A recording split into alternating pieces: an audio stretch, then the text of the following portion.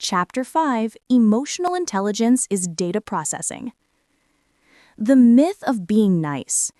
In the corporate world, emotional intelligence, or EQ, has a branding problem. Most people hear EQ and think of empathy, kindness, or soft skills. They think it means being the person who remembers birthdays or asked about your weekend. While that is polite, it is not strategic. In the context of high-stakes business, emotional intelligence is not about feelings. It is about data processing. Think of a negotiation like a high-speed server. There are thousands of data points being exchanged every second. The words are only 10% of that data. The rest is nonverbal. It is the microsecond pause before they answer a price question. It is the slight tightening of the jaw when you mention a timeline. It is the shift in posture, from leaning in, interest, to leaning back, skepticism. Most professionals are so focused on their own script, their slides, their pitch, their agenda, that they ignore this data stream completely. They are flying blind. Strategic EQ is the ability to read the room in real time. It is the ability to process human behavior as raw data, analyze it instantly, and adjust your strategy on the fly. If you stick to your script when the data says the room has turned against you, you aren't being persistent, you are being oblivious.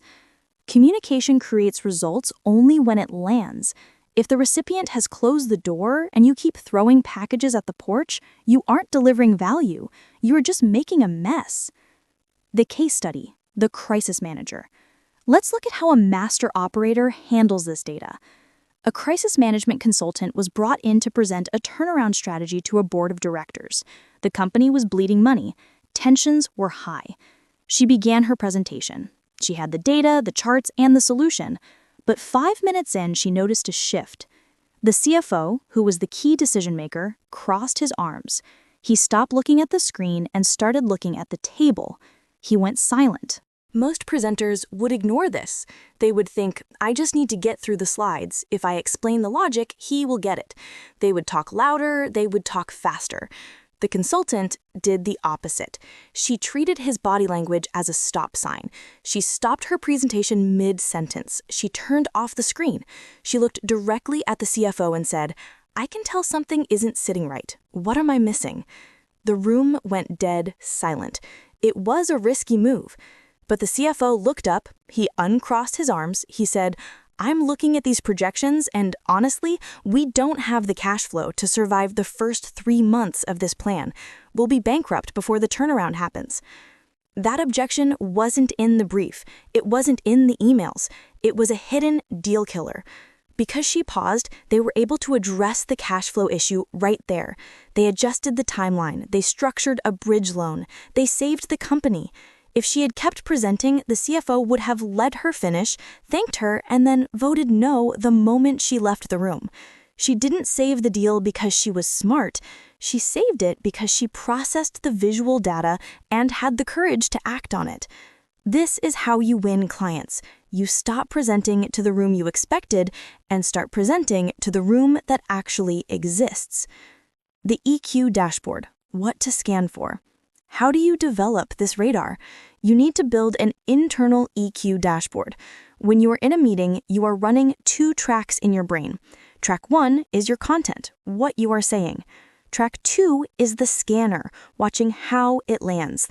Here are the 3 specific data points you need to scan for. 1. The baseline shift. Everyone has a baseline behavior. Some people are naturally fidgety, some people are naturally stoic. Don't analyze the behavior itself, analyze the change in behavior. If a loud person suddenly goes quiet, that is data. If a still person starts checking their watch, that is data. If a friendly person suddenly switches to formal language, that is a red alert. 2. The micro-expression, the flinch. This happens when you mention a specific variable, usually price, timeline, or scope. Watch their eyes when you say the number. Do they blink rapidly? Do they look at their colleague? Do they purse their lips? The flinch tells you where the pain is. If they flinch at the timeline but not at the price, stop selling the price. You have won that point. Focus entirely on reassuring them about the schedule. The tone drop. In a remote world where you might not see faces clearly, audio is your primary data source. Watch for the energy drop. If the client is saying, "Yes, that sounds good," but the pitch of their voice drops at the end of the sentence, they are lying. Yes with a downward inflection often means, "I am saying yes to get you to stop talking, but I intend to do nothing." Tactical framework, the labeling technique. Once you spot the data, the crossed arms, the silence, the flinch, what do? You cannot say, "You look angry." That is accusatory. It puts them on the defensive. You need to use a technique called labeling. This comes from FBI hostage negotiation tactics. You label the emotion you see without judging it. Use these specific scripts to call out the elephant in the room. The seem label.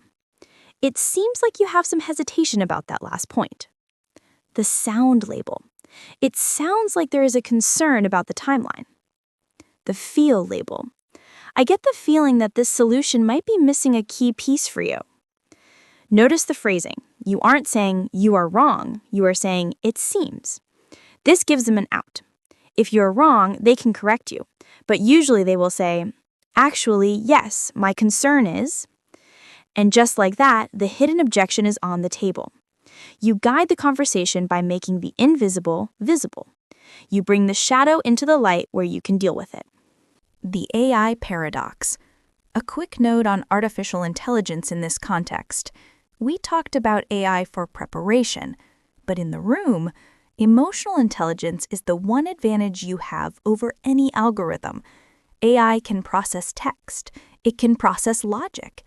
It is getting better at sentiment analysis, but it cannot yet sit in a room and feel the tension shift when a CEO looks at her watch. However, you can use AI to train your EQ. The post-game analysis. Record your Zoom calls, with permission. Afterward, feed the transcript into an AI tool. Ask it to analyze the sentiment of the prospect in the second half of the call. Where did their engagement drop? Did their sentence length get shorter? The AI might show you that after you mentioned the price at minute 14, the prospect's answers went from 20 words on average to 3 words. That is a pattern you missed in the moment. Now you know, next time you need to pause after the price and check for buy-in. AI makes you faster, but your biological hardware, your brain, is the ultimate sensor for human emotion. Your next step. Here is your challenge for Chapter 5. In your next conversation, whether it's with a spouse, a colleague, or a client, I want you to play the stop game. The moment you notice a shift in their body language, they look away, they sigh, they cross arms, stop talking. Do not finish your sentence. Just stop. Pause for 2 seconds. Then use a label. It seems like you're thinking about something else, or it seems like that didn't land right. Watch what happens. You'll be shocked at how quickly the truth comes out. When you master this, you stop having surprises.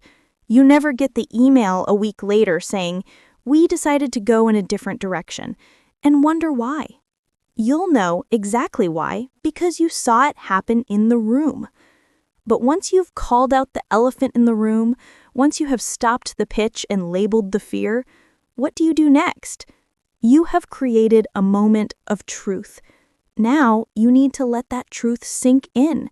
You need to resist the urge to fix it immediately.